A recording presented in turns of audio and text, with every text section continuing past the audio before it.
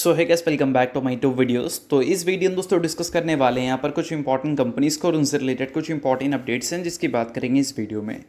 तो चलिए दोस्तों वीडियो की शुरुआत करते हैं। सबसे पहली कंपनी की बात करते हैं। पहली कंपनी का नाम है भारत इलेक्ट्रॉनिक्स लिमिटेड यानी कि BEL। बट इसको डिस्कस करने से पहले दोस्तों, अगर आपने अभी तक चैनल को सब्सक्राइब नहीं किया है तो चैनल को सब्सक्राइब करके बेल आइकन को प्रेस कर लो और टेलीग्राम चैनल को ज्वाइन कर लो, जिसका लिंक आपको डिस्क्रिप्शन में देखने को मिल जाएगा। और दोस्तों एक डिस्क्लेमर भी है, जो भी कंपनी से रिलेटेड न्यूज़ एंड अपडेट्स हम लोग कवर करेंगे वो सारी न्यूज़ एंड अपडेट्स सिर्फ और सिर्फ एजुकेशन पर्पज़ के लिए, सीखने के लिए है। तो इसको किसी भी तरह का इन्वेस्टमेंट एडवाइस मत समझना, आप खुद से रिसर्च और एनालिसिस भी कर सकते हैं। तो चलिए दोस्तों वीडियो की शुरुआत करते हैं। सबसे पहले बात करते हैं भारत इलेक्ट्रॉनिक्स से रिलेटेड कुछ इंपॉर्टेंट न्यूज़ एंड अपडेट्स के बारे में। सो दोस्तों अगर हम बात करें भारत इलेक्ट्रॉनिक्स के बारे में, तो ये कंपनी जिस सेक्टर से बिलोंग करती है उस सेक्टर से रिलेटेड देखा जाए तो एक बड़ी खबर हमें सुनने को मिल रही है। खबर फिलहाल यहाँ पर यह है दोस्तों कि इंडिया टारगेट बनाकर चल रही है कि 200 से भी ज़्यादा वॉरशिप एंड सबमरीन्स को वो अचीव करना चाहती है बाई 2035। यानी कि वो इतने सबमरीन्स एंड वॉरशिप चाहती है 2035 तक। अब इतने अगर वो चाहती हैं तो इसका मतलब क्या है कि इसको अचीव करने के लिए इंडिया को एक बड़ा इन्वेस्टमेंट भी करना पड़ेगा इस पर्टिकुलर सेक्टर में। और इसके लिए अकॉर्डिंग टू सोर्स एक डेटा रखा गया है कि इतना इंडियन गवर्नमेंट एस्टिमेट लगाकर चल रही है कि इतना एस्टिमेट बैठेगा 200 से भी ज़्यादा वॉरशिप एंड सबमरीन्स को बनाने में। तो फिलहाल ये डेटा है 99,500 करोड़ का। बट नोट करने वाली बात यहाँ पर यह है कि ये जो 200 से भी ऊपर का नंबर मेंशन है, इसमें ऐसा नहीं कि गवर्नमेंट आगे चलकर काम करने वाली है, इसके काम ऑलरेडी हमें देखने को मिल रहे हैं। अभी एक डेटा के हिसाब से मेंशन है कि इंडियन शिपयार्ड में 55 वॉरशिप जो है अंडर कंस्ट्रक्शन हमें देखने को मिल रहे हैं। तो वो भी इस डेटा का ही पार्ट है। अगर ये कंस्ट्रक्शन कंप्लीट हो जाएगा तो अल्टीमेटली इंडिया को और कितना है 145 अचीव करनी होगी, जो कि गवर्नमेंट रिसेंट टाइम में जितने बड़े बड़े ऑर्डर्स रिलीज़ कर रही है, मुझे नहीं लगता कि ज़्यादा मुश्किल होगा उनको ये टारगेट को अचीव करने में।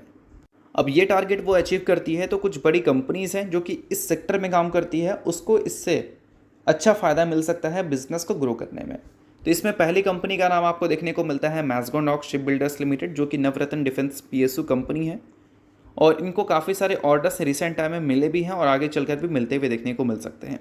उसके अलावा दोस्तों देखने को मिल सकता है भारत डायनेमिक्स, ये भी एक काफ़ी बड़ी कंपनी है जो कि डिफेंस सेक्टर में काम करती है। और इसके अलावा दोस्तों एक और कंपनी है जिसके बारे में हम लोग बात कर रहे हैं, नाम है भारत इलेक्ट्रॉनिक्स लिमिटेड। अब ये कंपनी क्या करती है, इलेक्ट्रॉनिक्स मैन्युफैक्चरिंग करती है, जो एडवांस सिस्टम होते हैं हमारे इंडियन आर्म फोर्सेस में उसको सप्लाई करती है। और देखा जाए तो ये एक तरह से काफ़ी बड़ा प्लेयर है इलेक्ट्रॉनिक सॉल्यूशन में, जो सबमरीन्स में हमें यूज़ होते हुए देखने को मिलते हैं। और उसके अलावा रडार, सोनार, कॉम्बाइट, ये सारी चीज़ों में कंपनी आपको वर्क करती हुई दिखती है। तो अल्टीमेटली ये सारी चीज़ें अगर मान लो सोर्स के ज़रिए अभी के टाइम पे सुनने को मिल रही है, आगे चलकर ऑफिशियल होती है, तो BEL जैसी कंपनीज इसका अच्छा फ़ायदा उठा सकती है अपने बिजनेस को ग्रो करने में। ऑलरेडी अगर BEL के पास्ट रिकॉर्ड को देखें हम, तो नंबर्स इसके हमें कंसिस्टेंट ही देखने को मिलते हैं, चाहे हम रेवेन्यू ग्रोथ की बात करें या फिर प्रॉफिट ग्रोथ की। कंसिस्टेंट डबल डिजिट में कंपनी ने ग्रोथ अचीव की है, चाहे हम प्रॉफिट ग्रोथ की बात करें या फिर रेवेन्यू ग्रोथ की, जैसा कि मैंने बताया।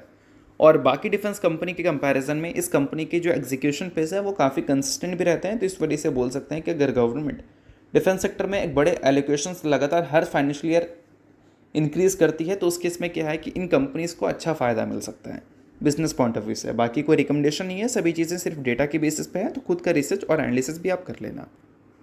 सो अब दोस्तों वीडियो में आगे बढ़ने से पहले बात कर लेते हैं एक सेबी रजिस्टर्ड टेलीग्राम चैनल के बारे में, जो कि अपने ही टीम मेंबर का है। और उसको अगर आपने अभी तक ज्वाइन नहीं किया है तो आप उसको ज्वाइन कर सकते हैं।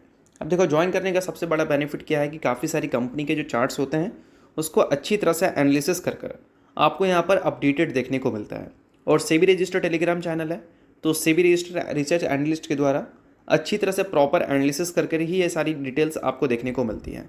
तो लिंक आपको डिस्क्रिप्शन में दिख जाएगा, लिंक के थ्रू जाकर चैनल को ज्वाइन कर लो। तो चलिए दोस्तों बात करते हैं अगली कंपनी के बारे में, जिसका नाम है दोस्तों इन्फोसिस लिमिटेड। अब दोस्तों इन्फोसिस की बात करें तो आज के दिन ये कंपनी आपको फोकस में देखने को मिल रही थी। फोकस में रहने का सबसे बड़ा रीज़न है कंपनी की परफॉर्मेंस। बट ऐसा नहीं कि वो परफॉर्मेंस सिर्फ इसी कंपनी में हमें विटनेस करने को मिला, और भी जो IT कंपनीज़ हैं उसमें भी विटनेस करने को मिली। परफॉर्मेंस क्या था, परफॉर्मेंस था वीक। पिछले कुछ टाइम में हमारी IT कंपनी की परफॉर्मेंस अच्छी दिख रही थी, जिसमें हमारी इन्फोसिस भी आती है, विप्रो भी आती है, TCS भी आती है, एसएल जैसी कंपनीज भी आती है, और बाकी की मिड कैप कंपनीज़ को भी आप ले सकते हैं। तो एक वन साइडेड परफॉर्मेंस जब भी विटनेस करने को मिलता है तो एक प्रॉफिट बुकिंग वाली सिनेरियोज हमें विटनेस करने को मिलती है आने वाले दिनों में। और वही आज के दिन हमें देखने को मिली है इंडियन आईटी कंपनीज़ में, जिसमें अप टू 2% की गिरावट विटनेस करने को मिला था। अब देखो दोस्तों, ये जो गिरावट आया था, इस गिरावट के पीछे का एक बड़ा रीज़न आप बोल सकते हैं फेड के जो आउटकम्स हमें देखने को मिलेंगे 17 सितंबर को, उसको लेकर है। अब देखो 17 सितंबर को जो फेड का हमें मीटिंग देखने को मिलने वाला है, किस चीज़ को लेकर, रेट कट को लेकर, उसको लेकर मार्केट हमेशा आईटी सेक्टर को लेकर थोड़ी सी कॉशियस नज़र आती है, क्योंकि फेड के रेट कट्स और रेट हाइक्स दोनों अगर हमें देखने को मिले तो उस केस में दोनों फेज में हमें आईटी कंपनीज़ में इम्पैक्ट दिखती है। अगर रेट कट्स होती हैं तो फ़ायदा वाला इम्पैक्ट दिखती है, और रेट हाइक्स होती हैं तो नेगेटिव इम्पैक्ट दिखती हैं। अब देखो फेड के रेट हाइक्स के वजह से यूएस के बैंक्स को प्रॉब्लम होता है, और यूएस के बैंक्स में हमारी कंपनी काम करती है, जो टेक कंपनी है हमारी, उनसे एक अच्छा कॉन्ट्रैक्ट इनको मिलता है, रेवेन्यू एंड प्रॉफिट सोर्स उनसे काफ़ी अच्छा है इनका।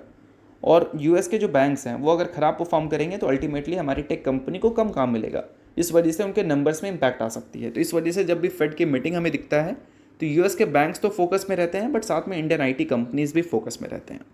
अब मार्केट उम्मीद क्या कर रही है भाई, तो मार्केट की उम्मीद ये है कि 97% चांसेस हैं, या फिर बोल सकते हैं कि 100 में से 96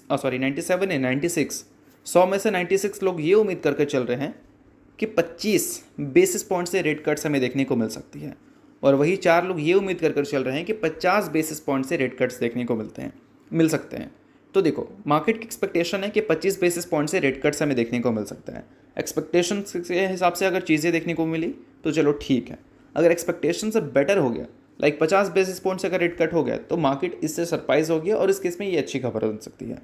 और यही मार्केट अगर 25 उम्मीद कर रही है और 25 भी ना कटे, तो फिर मार्केट इसकी उम्मीद तो नहीं कर रही थी, और उस केस में मार्केट सरप्राइज हो सकती है, और मार्केट इस बेसिस पर रिएक्ट कर सकती है, चाहे यूएस की बात करें या फिर हमारी इंडियन कंपनीज या फिर इंडियन मार्केट की बात करें। अब देखो दोस्तों, साथ में नोट करने वाली बात यहाँ पर यह है कि फेड के रेट कट डिसाइड किस बेसिस पे होते हैं, यूएस के इन्फ्लेशन के डेटा के बेसिस पे। अब फेड ने 2012 में ही टारगेट सेट कर दिया था 2% इन्फ्लेशन का, उससे ऊपर जाएगा तो रेट हाइक्स ये देखने को मिलेगी। और अभी सितंबर के महीने में जो यूएस का डेटा हमें देखने को मिला, वो फोरकास्ट के हिसाब से देखें तो अकॉर्डिंग टू फोरकास्ट ही हमें देखने को मिली। 2.9% का उम्मीद था, 2.9% ही देखने को मिला। बट पिछले बार इन्फ्लेशन क्या देखने को मिला था, 2.7%। पिछले मंथ से इस मंथ अगर देखें तो इन्फ्लेशन में हमें जंप देखने को मिली है, यानी कि महंगाई बढ़ा है यूएस में। और पिछले बार जो उम्मीद किया गया था उस उम्मीद से कम इन्फ्लेशन हमें देखने को मिली थी, और इस बार उम्मीद के हिसाब से देखने को मिली है, बट पिछले बार से ज़्यादा है। तो इन सारी चीज़ों को देखते हैं कि फेड के जो चेयरपर्सन है जेरोम पॉवेल, उनका क्या स्टेटमेंट है इन सारी चीज़ों के बेसिस पे, क्योंकि उनकी कमेंट्री भी काफ़ी ज़्यादा मैटर करती है आगे चलकर। इन सारी चीज़ों को भी आप नोट कर सकते हैं। बाकी सभी चीज़ें रिकमेंडेशन नहीं है, सभी चीज़ें एजुकेशन पर्पज़ के लिए, तो इस चीज़ को आप एजुकेशन पर्पज़ की तरह ही लेना। तो चलिए इसके अलावा बात करते हैं अगली कंपनी के बारे में, जिसका नाम है Titagarh rail system limited. But इसको डिस्कस करने से पहले दोस्तों, अगर आपने अभी तक टेलीग्राम चैनल को ज्वाइन नहीं किया है तो उसको आप जाकर ज्वाइन कर लो। सेबी रजिस्टर टेलीग्राम चैनल है, लिंक आपको डिस्क्रिप्शन में इसका देखने को मिल जाएगा। किसी भी तरह का डाउट्स इंक्वायरीज रहती है तो टेलीग्राम पे आकर अपने डाउट्स इंक्वायरीज को आप क्लियर कर सकते हैं। अब दोस्तों टीटागर रेल सिस्टम की बात करें तो आज के दिन इस कंपनी से रिलेटेड एक खबर हमें देखने को मिल रही थी, बिजनेस से रिलेटेड थी। खबर यह है कि रिसेंट में क्या है कि Titagarh rail system railway sector के अलावा बोल सकते हैं हमारे जो इंडियन नेवी है उसको भी सर्व करने का फैसला किया था, यानी कि बोल सकते हैं शिप बिल्डिंग सेक्टर में भी उन्होंने अपने आप को एक्सपैंड करने का फैसला किया था। और अभी रिसेंटली उन्होंने एक बड़े कॉन्ट्रैक्ट्स भी गेन किए थे उस पर्टिकुलर सेक्टर से रिलेटेड। और अभी के टाइम पे क्या है कि टीटागर रेल सिस्टम ने लॉन्च किया है 3rd diving support craft for Indian navy. तो बोल सकते हैं कि इस सेक्टर को लेकर कंपनी का मल्टीपल न्यूज़ पिछले कुछ टाइम में हमें देखने को मिला है, और ये भी एक न्यूज़ है जो कि इनके न्यूज़ सेक्टर से रिलेटेड ही देखने को मिल रही है। तो अल्टीमेटली इन सारी चीज़ों को आप नोट कर सकते हैं। बाकी इसके अलावा अगर सितंबर तक इनके ऑर्डर बुक के साइज़ की बात करें तो वो हमें 26,000 करोड़ तक के देखने को मिलते हैं। अब देखो 26,000 करोड़ के आसपास का जो ऑर्डर बुक है इसमें मेजर कंट्रीब्यूशन कंपनी का रेलवे सेक्टर से आ रहा है, और आगे चलकर ये जो ऑर्डर बुक का जो ग्रोथ का पेस है वो हो सकता है कि पहले के मुकाबले बढ़ता हुआ दिख जाए। अगर गवर्नमेंट रेलवे कनेक्टिविटी को एक्सपैंड करने का ही फैसला रखती है आगे चलकर भी, और साथ में डिफेंस सेक्टर में एलोकेशन लगातार बढ़ाने का ही फैसला रखती है, तो उस केस में मल्टीपल ऑर्डर्स गेन इस कंपनी को मिल सकते हैं मल्टीपल सेक्टर से रिलेटेड, जिस पे गवर्नमेंट ने पिछले कई सालों में काफ़ी ज़्यादा इन्वेस्ट किया और उन दोनों सेक्टर में ये कंपनी काम करती है। इस वजह से ये सारी चीज़ें मैंने आपको बताया है। बाकी सभी चीज़ें सिर्फ डेटा की बेसिस पे हैं, तो सिर्फ रिसर्च कर लेना, एनालिसिस कर लेना, कोई इसको रिकमेंडेशन मत समझना। तो चलिए इसके अलावा बात करते हैं अगली कंपनी के बारे में, जिसका नाम है गॉडफ्रे फिलिप्स।